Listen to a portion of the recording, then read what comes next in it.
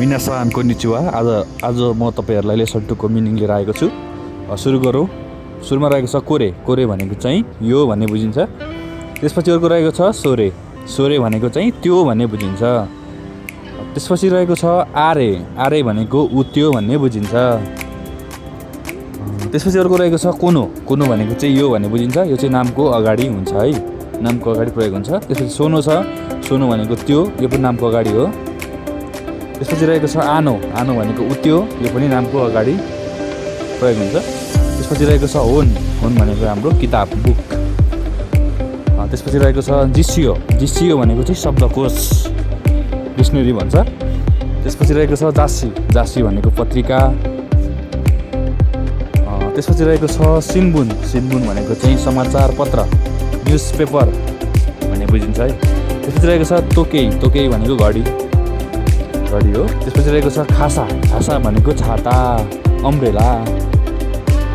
त्यसपछि रहेको छ खागी। खागी भनेको चाहिँ चाबी। त्यसपछि रहेको छ स्यापुन पेन्सिल। यो भनेको चाहिँ मेकानिकल पेन्सिल भन्छ। त्यसपछि रहेको छ बोरु पेन। बोरु पेन भनेको बल पेन, काताकानामा रहेको छ। त्यसपछि रहेको छ एनपिचु। एनपिचु भनेको पेन्सिल, यो पनि काताकानामा रहेको छ। अर्को रहेको छ खादो। खादो भनेको कार्ड, कार्डलाई हामी खादो भन्छौँ है। त्यसपछि रहेको छ मेसी। मेसी भनेको बिजनेस कार्ड। त्यसपछि रहेको छ तेरेबी। तेरेबी भनेको टिभी, टेलिभिजन। त्यसपछि रहेको छ राजियो। राजियो भनेको रेडियो। त्यसपछि रहेको छ खामेरा। खामेरा भनेको क्यामेरा।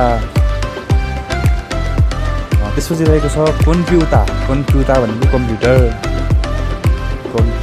त्यसपछि रहेको छ कुरुमा। कुरुमा भनेको चाहिँ गाडी, कार। त्यसपछि रहेको छ चुकुए। चुकुए भनेको डेस्क, डेस्क। त्यसपछि रहेको छ इसु। इसु भनेको चाहिँ कुर्सी।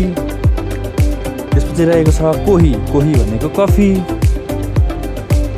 त्यसपछि अर्को रहेको छ एइगो। एइगो भनेको चाहिँ इङ्ग्लिस ल्याङ्ग्वेज, अङ्ग्रेजी भाषा। त्यसपछि रहेको छ निहोङ्गो। निहोङ्गो भनेको जापानिज भाषा। त्यसपछि रहेको छ गो। गो भनेको चाहिँ भाषा।